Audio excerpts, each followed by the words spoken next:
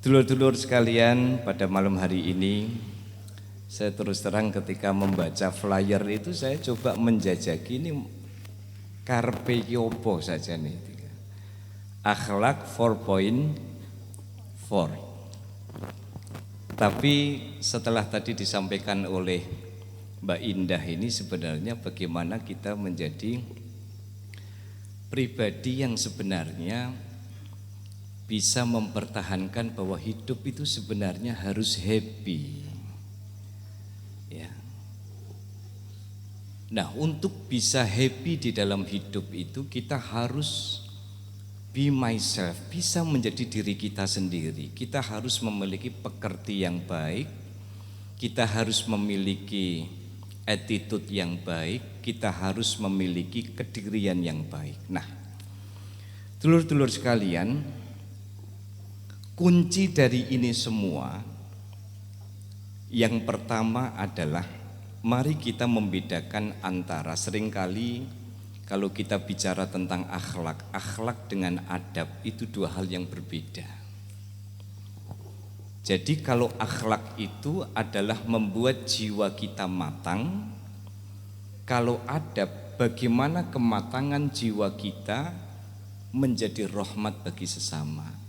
Yang jadi persoalan kan seringkali kita itu hidup, kebahagiaan kita itu tersandra kan justru karena kita ribut ngurusi orang lain, betul tidak? Saya sering kasih contoh di sini. Kita itu seringkali memakai baju misalnya, itu kan orang lain selalu menjadi pertimbangan bagi kita, betul enggak? Aku kira-kira nek Kang Dur nggawa topi Diadora mau kira-kira Mbak Indah iku bakal cocok apa ora. Nek aku nganggo kopiah putih kira-kira ya, kira-kira iku bakal pantes apa ora. Nek kopiahe putih nisorane ireng berarti kan koyo tai cecak itu. Betul tidak? Orang melihat itu. Sehingga kita seringkali kebahagiaan kita itu tersandra karena pertama kita belum memiliki prinsip yang matang sehingga kita belum selesai dengan diri kita, dan ketika kita terjun di masyarakat, di kos-kosan, di kontrakan, di kampus, kita seringkali ya terutama ini ya para jumlawati rahimakumullah, ketika sampai di kos-kosan menangis hanya gara-gara dibully sama cowok-cowok iseng, menangis gara-gara proposalnya ditolak sama sekretaris jurusan, menangis gara-gara apa yang diinginkan tidak tercapai. Padahal sedulur-sedulur sekalian, kunci kita mendapatkan kematangan itu semua yang pertama adalah kebahagiaan itu ketika Anda hidup tidak dalam kontrol orang lain. Kalau kita hidup itu sudah selalu membuat standar seperti orang lain, misalnya mampunya itu beli HP Poco itu berapa Mbak Indah? HP Oppo. Oppo apa Poco apa? Oppo. 2 jutaan. Poco. Katanya HP-nya para gamers itu ya. Ya. Kalau kita mampunya itu beli HP yang 3 juta, kenapa kita harus menerapkan standar bahwa HP bagus itu yang 20 juta? Ipun-ipun ya. Ketika kita mampunya itu hanya punya HP yang 1,5 juta, maka jangan membuat standar bahwa kebahagiaan itu ketika Anda melihat teman Anda yang membawa HP 10, 15, 20, 30 juta. Ini tanpa kita sadari bahwa hidup kita ini dalam kontrol orang lain. Padahal kita ini sebenarnya makhluk yang unik. Kan Anda semua ini kan wajah-wajah limited edition. Sudah tidak keluar lagi edisi seperti Anda itu. Sak kembar-kembare wong tuh pasti ada bedanya. Maka pertama untuk membangun kematangan diri agar kita selesai dengan diri kita sendiri adalah percayalah bahwa kita itu sudah didesain sempurna oleh Tuhan, oleh Allah Subhanahu wa ta'ala. Maka ketika kita fokus, kita mensyukuri bahwa karunia Allah itu luar biasa. Apapun yang aku miliki, alhamdulillah, meskipun irungku ora bangir, meskipun hidungku tidak mancung, tapi faktanya bolongane iso podo dan tidak membuat sesak napas, betul tidak? Kecuali nek sampean kemudian saking peseke lalu kemudian asmanya kumat, itu lain cerita. Ketika kita memiliki apa yang hari ini kita rasakan, apapun itu, apakah materi, apakah fisik, apakah IQ, kepintaran, intelijensi kita dan sebagainya, percayalah bahwa itu adalah desain terbaik yang diberikan Allah kepada kita. Maka kenapa harus minder ketika harus berhadapan dengan orang lain? Karena cara kita bahagia dengan cara mereka bahagia tidak sama. Lah kalau hari ini jenengan ditakdirkan jomblo, tidak perlu membuat standar bahagia itu ketika bisa gandengan di depan UNES. Ya. Wong faktanya jenengan jomblo, maka pintar-pintarlah membangun positive thinking, menghadirkan pikiran positif bahwa oh, kae sing do gandengan ketoke wae mesra. Padahal asline iki mau nok kos-kosan tukaran. Alhamdulillah aku jomblo, tidak pernah konflik. Paling konfliknya awal bulan dengan ibu kos, kan begitu. Ya. Jadi kebahagiaan kita itu ketika kita menyadari bahwa kita sepenuhnya itu memiliki karakter yang sempurna. Kita memiliki software yang sempurna, kita memiliki hardware yang sempurna. Maka tidak perlu, kenapa harus keder? Ketika mereka berprestasi, saya punya cara sendiri untuk berprestasi. Ketika Anda melihat misalkan orang dengan titel berjibun, ya, dia meraih ini, meraih ini, meraih ini, kenapa Anda tidak kemudian menghadirkan kepositifan kepada diri kita? Terima kasih ya Allah, misalnya saya, Ziz, kamu tidak bisa seperti mereka, tetapi kamu bisa membahagiakan karena datang sungkem ke orang tua. Itu sudah membahagiakan. Beri apresiasi buat diri kita. Jangan kemudian sampai kamar kos-kosan kemudian nangis, ya Allah saya kok tidak berguna sekali, wis rapate ganteng, semester 14 tidak ada harapan, ya kan? Apalagi kalau Anda semester 14 mengontrol kebahagiaan seperti kebahagiaan teman Anda. Saya itu nanti pengen cum laude. Lu dari mana? Wong semester 14 proposal masih ditolak, kepengen cum laude itu dari mana? Ya. Ketika panjenengan itu bisa menyadari sepenuhnya bahwa diri kita ini hebat, diri kita ini punya banyak kelebihan, dan kita punya cara sendiri untuk bahagia. Bisa jadi teman panjenengan itu ada yang bahagia, orang kaya itu bahagia ketika masuk ke sebuah restoran. Ya, piringnya gede, isinya cuman kentang, brokoli, saus, lalu di situ ada peso dengan garpu. Ngene ku nek kira-kira cah kos-kosan wareg ora? Ndak wareg. Dan ketika meskipun Anda dibayari dengan satu porsi harga 500.000, mending warteg 5.000, betul gak? Segone akeh, Mbak. Mie, tempe kering, kayak terong goreng, endok dadar tapi separuh wae, ngombene es teh ora usah manis gak apa-apa. Sampean wareg rokoke sukun kretek. Bahagia kan? Kenapa kebahagiaan Anda itu harus kemudian dikontrol oleh kebahagiaan mereka? Ya. Wong banyak orang, Anda saya ingin memberikan sebuah kisah. Ya, ada seorang filosof, ya, namanya Diogenes. Ya, ini sering saya ceritakan kalau bicara soal karakter diri. Suatu hari kedatangan Alexander the Great. Ketika kedatangan Alexander the Great, ditanya sama Diogenes, kamu mau ngapain ke sini?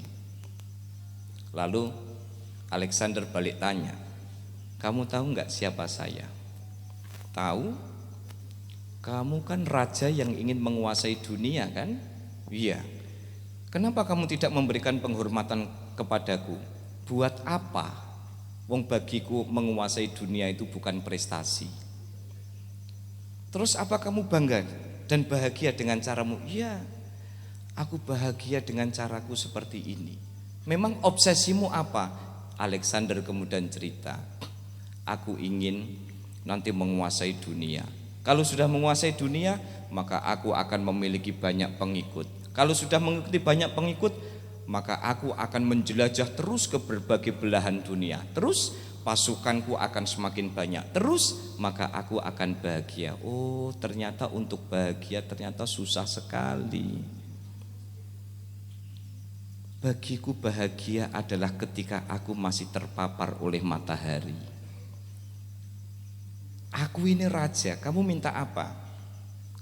Saya tidak minta apa-apa. Saya hanya minta satu hal. Apa? Bukan jabatan, bukan uang, bukan apapun. Tetapi tolong, permintaanku hanya satu. Tolong kamu minggir sedikit. Kenapa? Karena matahari itu yang memapar saya itu terhalang oleh badanmu. Coba sedulur-sedulurku kabeh. Di dalam hidup ini yang perlu kita bangun. Ya, kita harus memiliki self confidence. Maka kita harus memulai dari bagaimana kita memiliki kematangan akhlak. Akhlak itu apa? Akhlak itu kan dari akar kata kholako, kholkun, khulukun, pluralnya akhlakun. Mengembalikan jati diri kita bahwa kita tercipta sempurna oleh Tuhan. Maka kalau kita kemudian sering melahirkan pikiran-pikiran positif di dalam hidup. Temanku ada yang semester 8 sudah lulus. Saya semester 10 belum lulus. Oh, bisa jadi iko lulusnya ke susu. Aku rak pengen ke susu karena jari ini semakin lama ilmunya semakin matang. Kan gitu toh. Ya. Sing guyu-guyu ini ketake proposalnya doruk di ACC. Ketika Anda lihat misalnya, jangan dikira ketika Anda naik motor, Anda naik mobil, kemudian Anda melihat orang yang naik BRT, kasihan ya, jangan lupa. Jangan-jangan dia juga kasihan sama yang naik mobil. Iko kira-kira cash po kredit ya. Aku bayar 3.000 mangat. Sekarang BRT berapa? Oh muda. Itu setelah BBM naik. Tapi kan wajah-wajah mahasiswa kan 1.000. Iya kan? Bener ya? Mahasiswa 1.000 ya? Lah kok badine akeh ngono? Wes 1.000 masih nimbal-nimbal sisan kan? Dari UNES sampai Simpang 5 berapa kali ganti bis, Mbak? Oh 1 kali cukup ya? Oh 2 kali ya? Coba kita mau bilang apa? Bahwa ternyata kita ini punya aset yang luar biasa mahal. Apa aset yang mahal itu? Aset yang mahal adalah kita mengapresiasi diri kita. Diri kita itu hebat. Diri kita itu memiliki software yang luar biasa. Perjalanan hidup kita ini sudah sangat beruntung. Kenapa kita harus protes kepada Tuhan? Hanya gara-gara Anda melihat kebahagiaan orang lain yang belum tentu dia sesungguhnya bahagia dengan kehidupannya. Maka yang pertama yang harus kita bangun adalah kematangan akhlak, mengembalikan jati diri. Jadi akhlak itu sebenarnya mengembalikan jati diri bahwa kita harus memiliki kepercayaan diri yang kuat. Kalau Anda diledek misalnya kenapa semester 8 tidak kunjung selesai dan tidak ada tanda-tanda selesai, kan Anda bisa bilang, iya, tugasku adalah usaha maksimal dan ternyata ketua jurusanku belum kooperatif dengan takdirku. Kan Anda bisa jawab begitu. Lah terus sampai kapan kamu? Tugasku adalah menjalani hidup ini dengan episode yang begitu panjang. Lah tamatnya kapan? Embuh. Ya kenapa hidup Anda harus dipatok oleh orang lain? Ya, kenapa hidup Anda harus dipatok oleh orang lain? Ketika Anda memilih kos-kosan yang kemudian kamarnya itu luasnya 2 kali 3 ditempati 3 orang oleh ibu kos tidak masalah. Ketika jenengan dengan 2 kali 3 diisi 3-4 orang turune wis ngorok, kenapa harus iri kepada mereka yang bisa nyewa 1 kamar ber-AC, kamar mandi dalam, ada taman dan jemuran di dalam? Ono pora ya kos-kosan begitu ya? Iku aku cuma ngarang bae kan. Imajinasi aja itu. Ya. Terus. Nah, coba. Maka ini sebenarnya kenapa? Karena problem di dalam diri kita sesungguhnya adalah diri kita sendiri. Kita tidak maju karena kita tidak pernah menghargai diri kita bahwa diri kita itu hebat. Ya. Maka kalau kita sudah membangun politik syukur di dalam diri kita bahwa apapun situasinya takdir terbaik adalah realitas kehidupan yang kita jalani. Yang kedua, baru kita bicara adab. Apa adab itu? Adab itu adalah ketika kematangan diri kita sudah bisa dirasakan oleh orang lain. Lalu bagaimana kita rumus hidup bersama? Pertama, saya tanya sama mbak-mbak mas-mas ini, ya, ada enggak mahasiswa tinggal di kos-kosan kemudian tanpa masalah sama sekali? Enggak ada. Masalah di kos-kosan kan kurang lebih itu, ya, sama-sama nunggu, kamar mandi cuma 2, ya, kemudian penghuninya ada 20, yang 1 ditunggu. Nggak ngerti kalau kita nunggu awet mau wanduk wis dislampirno kene, ya kan? Terus rambutnya dicuwepet menduwur begini, yang ditunggu ndak ngerasa, malah nyanyi Korea nang jero kamar mandi.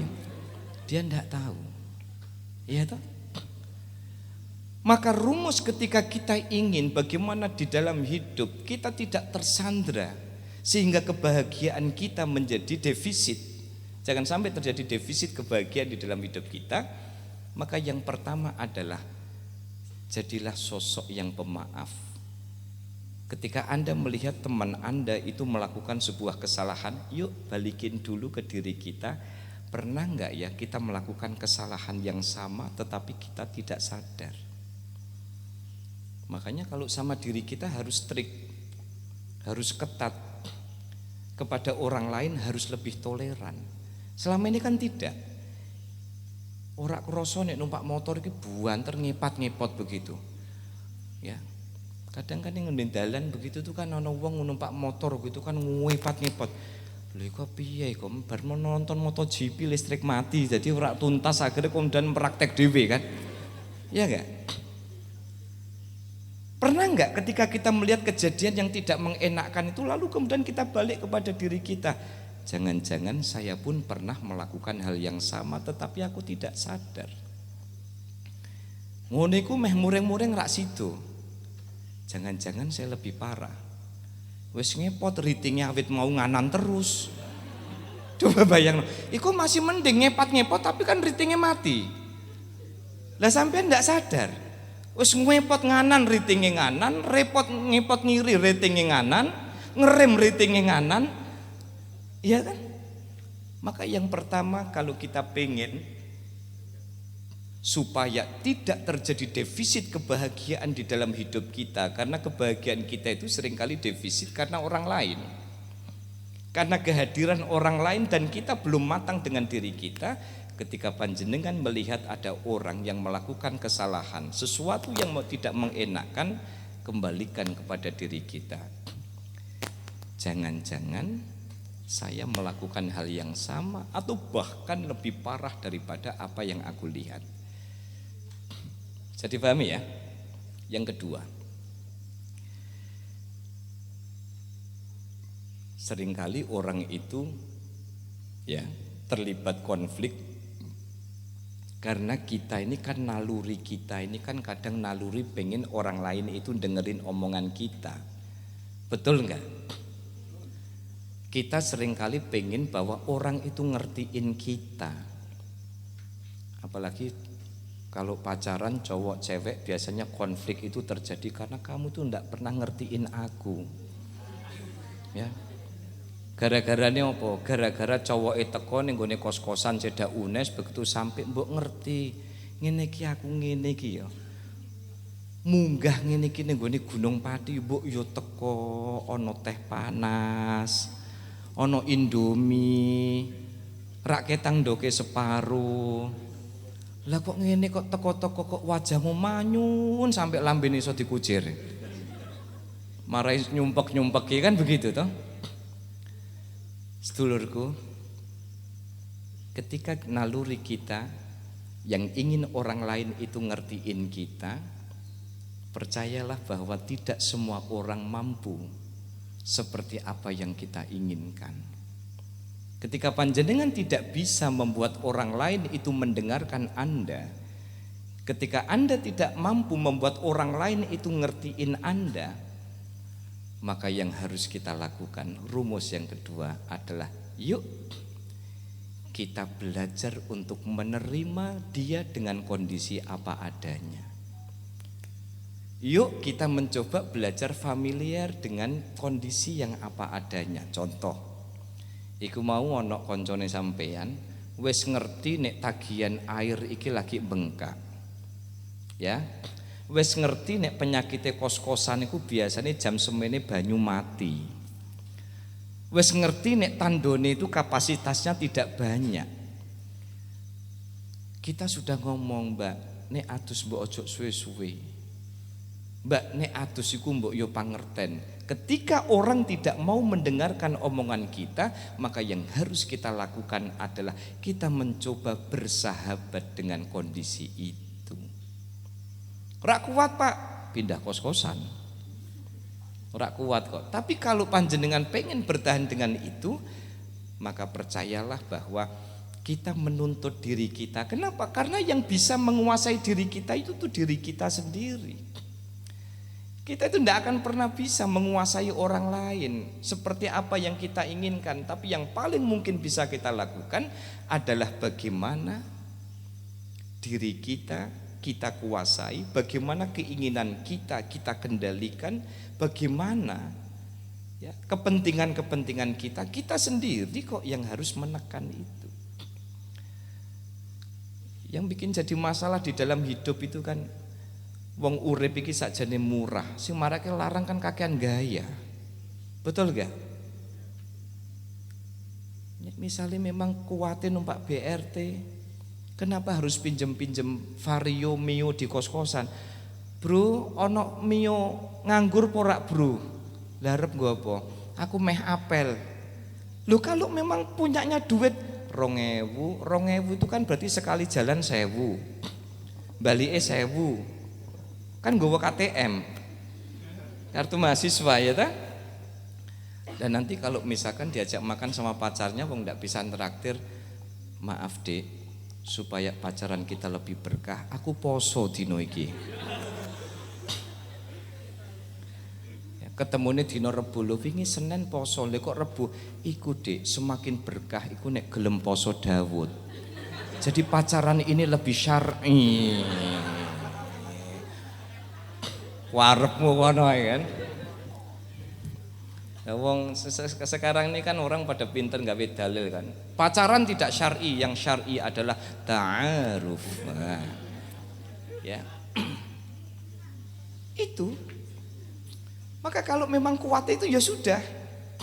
Ya. Yang harus kita lakukan itu. Maka ketika kita mampu menghadirkan itu, yang ketiga, rumus yang ketiga. Rumus supaya kita itu tidak serba salah, tidak salting ketika kita berinteraksi dengan orang. Yang ketiga, sebagai lanjutan dari yang bisa menekan kita adalah kita sendiri. Yang bisa membuat suasana menjadi lebih bersahabat adalah kita membatasi keinginan kita. Keinginan dia untuk ngertiin kita, keinginan dia untuk ngasih jalan kita ketika misalnya sampai lagi jalan, lalu kemudian Anda melihat ada orang ndak kunjung minggir, misalkan wis didim, wis diklakson, ndak mau minggir. Kita kan ndak bisa menguasai dia. Apa ono jaminan sampean lagi melaku terus kerte aku ngerti nomor HP-ne kuwi. Misalnya, saya tidak tahu mungkin dengan kecanggihan sekarang scan QRIS misalnya, ya itu di scan platnya langsung muncul get contact. Nah, aku ngerti get contact juga urung suwe kok itu. Itu aja gara-gara anak saya kok dulu itu. Kan Anda tidak bisa menguasai mereka, Anda tidak bisa nuntut mereka, tetapi yang bisa Anda lakukan adalah tuntut diri kita bahwa kita tidak sepenuhnya bisa. Ya wes, jangan-jangan dia tidak mau minggir itu karena memang lagi belajar nyetir, sehingga dari rumahnya sampai di tengah jalan itu melaku gigi loro terus, cedut begitu kan. Lho iki piye to kok gaya nok dalan. Lho sapa sih ngomong gaya? Jangan-jangan memang isone kebetulan karena kursusiku gurung tuntas, kan biasanya kan cobaan orang kursus di tempat kursusan, tidak usah sebut merek, itu kan kadang makanya tentor-tentor itu memang harus double sabari. Wong istri saya itu pernah belajar gitu di setir. Wong saya galak, kan tidak sabar kan? Tidak sabar. Saya bisa sabar menghadapi istri saya kecuali satu, belajar nyetir. Ya. Akhirnya apa? Akhirnya kursus. Ketika kursus ternyata tentornya itu malah luwih galak saka aku. Lho piye to Mas? Wong iku bojoku iki galak makanya aku kursus kene. Lah aku ki malah luwih galak, balik mutung mulai. Ane balik mutung mulai kan enggak dapat sertifikat. Padahal tadi pelajarannya itu baru 1 SKS. Apa 1 SKS-nya? Masuk gigi 2 kan gitu toh. Akhirnya apa? Nah, ketika kita mampu melihat situasi itu dengan kacamata yang makro, dengan mindset yang makro, kita melihat, oh, jangan-jangan memang dia pelajarannya baru di situ. Kok awet mau kok jedut-jedut, oh gigi loro kae. Sehingga apa? Kuasai diri kita untuk tidak cepat marah. Kuasai diri kita bahwa kita sesungguhnya tak bisa sepenuhnya membuat orang lain bisa memahami apa yang kita lakukan. Oleh karena itu, maka dulur-dulurku kabeh. Yang pertama, yuk kita matangkan diri kita dulu. Ketika kita selesai dengan diri kita, ketika kita selesai dengan karakter kita, ketika kita selesai, makanya kata Rasul setelah memenangkan pertempuran, apa sabda Rasul kepada para sahabatnya? Bahwa jihad yang paling besar, jihad yang paling menantang adalah jihadun nafsi. Kita berjihad dengan diri kita sendiri. Kita itu seringkali tidak bahagia gara-gara orang lain. Eman dong, masa orang lain sampai bikin kita jadi bad mood? Masa gara-gara orang lain membuat konsentrasi kita nulis tesis, nulis skripsi sampai kemudian kocar-kacir? Masa hanya gara-gara orang lain kemudian hidup kita menjadi tidak berwarna? Iya toh?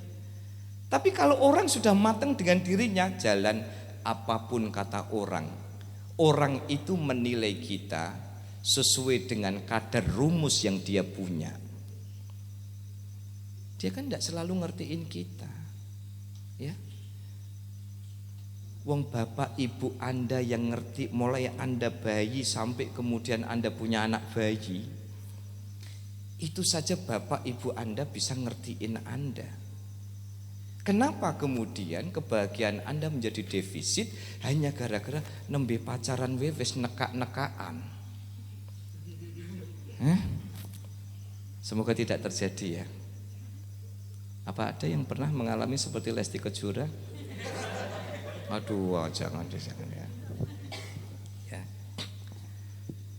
Ini yang pertama. Jadi matangkan diri kita dulu. Ketika kita matang dengan diri kita, ketika kita selesai dengan diri kita, ketika kita sudah memantapkan karakter kita, mau dimanapun Anda punya kepercayaan diri. Orang tidak menghormati Anda boleh saja, tetapi semesta punya cara untuk mengapresiasi kehadiran Anda. Ketika Anda dibully oleh kawan-kawan Anda, padahal Anda itu berjuang mati-matian di kos-kosan, ya, ibaratnya kepala jadi kaki, kaki jadi kepala hanya untuk mencari referensi pesanan pembimbing skripsi yang tidak kunjung Anda temukan. Dan kemudian teman Anda dengan santainya bilang, mosok skripsi ngono rak rampung-rampung, rumang samu, cung. Tapi kalau Anda sudah selesai dengan diri Anda sendiri, dia nggak ngerti gimana siang jadi malam, malam jadi siang saya berjuang untuk skripsi saya.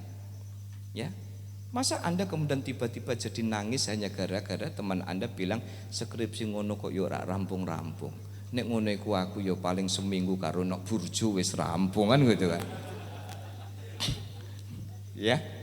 Soalnya apa? Kebetulan sing nulis nok burjo itu judul penelitiannya adalah fenomena maraknya burjo di UNES, kan? Yo rampung langsung. Soalnya apa? Langsung wawancaranya sama pemilik burjo kan rampung selesai. Dia nggak ngerti. Maka jangan kemudian kebahagiaan Anda itu dirampas hanya oleh orang-orang yang tidak pernah mengerti siapa sesungguhnya Anda. Maka disinilah kemudian Rasulullah Shallallahu Alaihi Wasallam memberikan pesan. Kenapa misi innama bu'istu li utammima makarimal akhlak? Kenapa kita itu menjadi objek dakwahnya Rasulullah? Akhlak itu yang harus kita tata. Karena ketika orang itu memiliki akhlak, memiliki kematangan karakter, memiliki kematangan jati diri, hidup Anda percaya diri. Ya. Wah, gua mobil tua kan. Hari gini sih ono mobil antik ini. Lho antik-antik ini. Ono AC-ne ora. Lah iki karek ngedono jendela kan wis AC. Kenapa orang yang tidak punya kontribusi kepada kita harus repot? Wong tuku ya tuku-tuku dhewe, dandan ya dandan dhewe. Ya. Ketika Anda jalan dan mungkin di antara Anda ini mungkin ada yang orang pate aktif di organisasi, ya. Hidupnya itu kos-kosan, kantor kajur kos-kosan, ngelih mampir warteg, lagi mampir warteg telepon kajur kos-kosan, kan ada begitu kan, hidupnya ngeflat begitu. Kok kamu itu mahasiswa kok nggak aktif begini, Anda kan bisa. Aku yang lebih tahu kebutuhanku itu apa. Sing siji aktif di organisasi A, sing siji aktif di organisasi B, saling ledek. Kebutuhan kita beda. Sama-sama masuk warung makan, yang satu seleranya rames, ya, yang satu seleranya rendang, soto, ya kan? Makanan sing enak iku soto, ora rendang, ora rames. Meh ketemu apa kira-kira? Yo kiamat kurang sedino nggak bakal ketemu. Seperti halnya dulu perdebatan saya dengan istri saya soal makanan. Makanan enak Jawa Timur itu asin pedes. Saya bilang enggak, manis. Istri saya bilang, iki sayur apa kolak katanya. Yo kolak-kolak yo sayur kok. Yo kan begitu. Tak ketemu.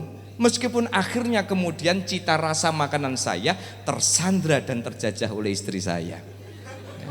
Dan itu konsekuensi yang harus saya bayar. Karena begitu sudah angkah tuka wazawwastuka, saya bilang qabil tu, maka termasuk mentoleransi selera dan cita rasa itu bagian dari qabil tu. Ya kan begitu. Ya. Maka menciptakan adab dan peradaban itu tidak butuh teori tinggi-tinggi. Makanya sekarang kadang catatannya, sedulur-sedulur kabeh, kita semua ini kan orang-orang yang ya pengen hidup itu happy. We go with the flow. Ngalir saja lah. Ya. Hiduplah dengan kebijaksanaan. Ya. Hiduplah dengan kebijaksanaan. Ilmu pengetahuan seringkali hari ini itu menggunakan terjangkiti penyakit misosopia. Miso itu benci, sopia kebijaksanaan. Dia punya ilmu yang tinggi, dia punya IPK tinggi, tetapi seringkali nggak pernah tolah-toleh, nggak pernah tahu teman kemarnya siapa namanya. Loh kok sampean nggak kenal sama teman? Tugasku adalah kuliah, merampungkan 8 semester. Tidak ada tugas dari orang tua, engkau ta'aruf yo karo konco kamarmu. Sehingga apa? Sehingga hari ini ilmu pengetahuan bisa menciptakan rudal, bisa menciptakan amunisi. Tetapi kita tanpa sadar, kita tidak pernah berpikir, ya, bahwa amunisi itu justru berbalik menghancurkan sesama peradaban manusia. Maka saya suka dengan istilah takut kepada Tuhan adalah awal dari ilmu pengetahuan. Percuma Anda punya ilmu yang tinggi, percuma Anda punya kadang titel karo jeneng iku dawa titele. Profesor, doktor, dokterandes, insinyur, KH, R, jenenge sidik tok, Paino, burine SH, MH, MHI, LC, AC, DC, wah kan, wow jenenge. Apakah itu kemudian menjamin? Tidak. Ketika Tuhan itu tidak kita hadirkan di dalam kehidupan, maka diri kita tidak akan pernah mendapatkan kematangan diri. Iqra harus bismi rabbikal ladzi khalaq. Riset itu harus bismi rabbikal ladzi khalaq. Maka disinilah persemaian orang mendapatkan jati diri yang sesungguhnya. Makanya orang yang memiliki kematangan akhlak itu jauh lebih menyenangkan. Meskipun rak patek pinter, meskipun dia itu rodok lula, lolok rodok oon begitu, tapi dia sopan, monggo, amit-amit nyun sewu. Ya.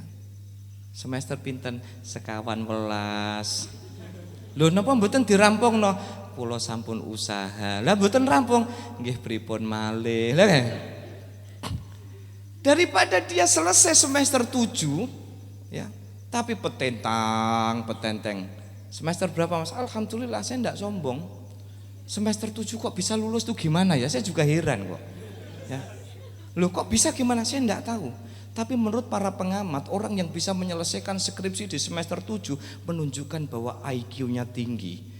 Dan bisa jadi saya satu dari sekian sedikit orang. Lu kan repot ya. Oh jemotos lek wong model ngene iki. Betul tidak? Ya. Maka kenapa para ulama dulu itu ketika belajar 30 tahun, yang 25 tahun dihabiskan untuk belajar akhlak, untuk belajar tentang bagaimana dirinya menjadi matang. 5 tahun baru belajar tafsir. 5 tahun masih dibagi belajar tafsir, belajar hadis, belajar fikih, belajar tasawuf. Tapi ilmu yang ditarik dalam waktu 5 tahun itu matang, membuat dia menjadi bijak. Kenapa? Karena dia sudah selesai dengan dirinya sendiri. Kalau kita bilang di negeri ini sudah banyak orang pintar, tapi pintar saja tidak cukup. Kita butuh orang yang dengan kepintarannya semakin bijak.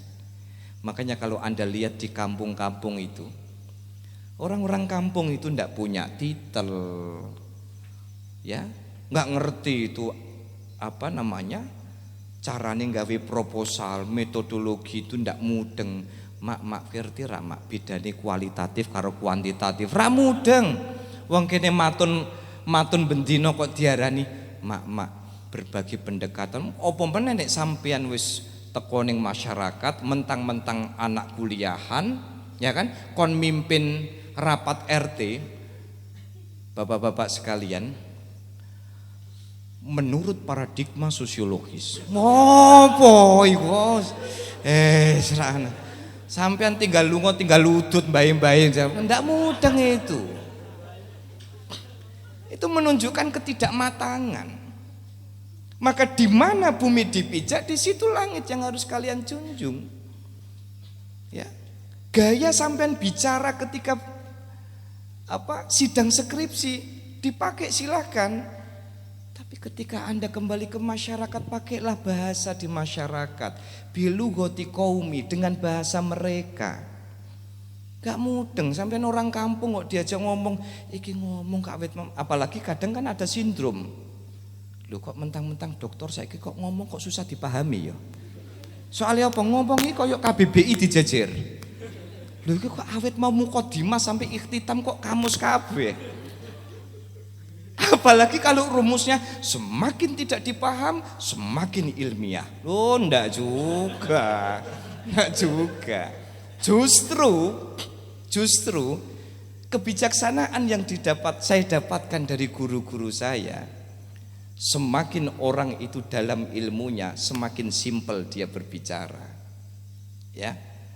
Semakin dia tinggi ilmunya, semakin dia bisa mensimplifikasi ilmu itu. Semakin matang hidupnya, semakin simpel pula dia menjalani hidup. Urip iki gawe simpel wae to, Mbak. Mosok perkara brose sing lagi wingi teko tuku ning gone Simpang 5, bros gajah gede gini kan. Gara-gara brose hilang, enggak saya enggak pede nih kalau enggak pakai bros gajah. Ya. Mbak simpel orang ana bros gajah kan yo ono jarum pentul. Iya enggak? Saya tuh pernah ke kosan adik saya itu. Adik saya itu dulu di Undip. Kos-kosan itu. Mbak Indah. Saya itu masuk kamar mandi, itu di situ ada sabun. Loh ternyata saya baru tahu tren sekarang sabun itu ternyata kanggo nancepno jarum pentul. Loh. Loh sabun kok isinya jarum pentul, ono abang, ono ijo, ono pink, ono, ya kan? Oh berarti ini ora kanggo sabunan tapi kanggo nancepno jarum pentul. Ya. Maka sebelum saya akhiri, ya, dulur-dulurku kabeh, yuk jadilah sosok yang bijak. Sosok yang bijaksana adalah sosok yang menyadari sepenuhnya bahwa Tuhan memberikan kelebihan kepada kita. Apapun perjalanan hidup kita, tugas kita adalah menjadi orang baik yang menciptakan kebaikan dan selalu memberikan kebaikan kepada sesama. Fokuslah bahwa naluri kemanusiaan menginginkan ketawaduan, kerendah hatian di dalam hidup. Maka kenapa rumus-rumus yang dipakai oleh orang-orang alim bahwa akhlak itu harus didahulukan daripada ilmu. Karena akhlak itu tidak hanya bicara soal bagaimana aktivitas panjenengan, bagaimana tidak, tetapi akhlak sesungguhnya dimaknai kematangan diri kita, bahwa diri kita dengan segala yang kita miliki adalah anugerah terindah dari Tuhan. Ketika kita menyadari itu, maka kita akan memiliki self confidence, kepercayaan diri. Ketika Anda hadir di masyarakat, orang yang bisa memahami Anda bisa bilang terima kasih. Tapi ketika Anda dicerca oleh orang, dicela oleh orang, mungkin mereka tidak tahu siapa diri kita sesungguhnya. Oleh karena itu, maka yuk kita mulai dari diri kita masing-masing. Keluhuran pekerti kita yang akan menghantarkan kita menjadi orang-orang yang beruntung. Wa huwa yatawallas sholihin. Ternyata Allah itu ngatur kehidupan orang-orang yang soleh. Siapa orang-orang yang soleh itu? Orang soleh adalah orang yang di dalam hidupnya membangun kepositifan diri dan membangun kepositifan di dalam kehidupan bermasyarakat. Jika rumus-rumus ini kita pakai, yakin kita akan hidup. Berdirilah dengan kaki Anda, berdirilah dengan karunia yang Tuhan berikan kepada Anda, karena dengan cara ini maka Anda akan mantap apapun realitas kehidupan Anda yang menjalani. Dan yang terakhir, jangan sampai defisit kebahagiaan itu menimpa Anda karena Anda meluangkan begitu banyak untuk memikirkan hal-hal yang sesungguhnya tidak begitu penting untuk Anda pikirkan di dalam kehidupan. Semoga bermanfaat. Assalamualaikum warahmatullahi wabarakatuh. Waalaikumsalam warahmatullahi wabarakatuh.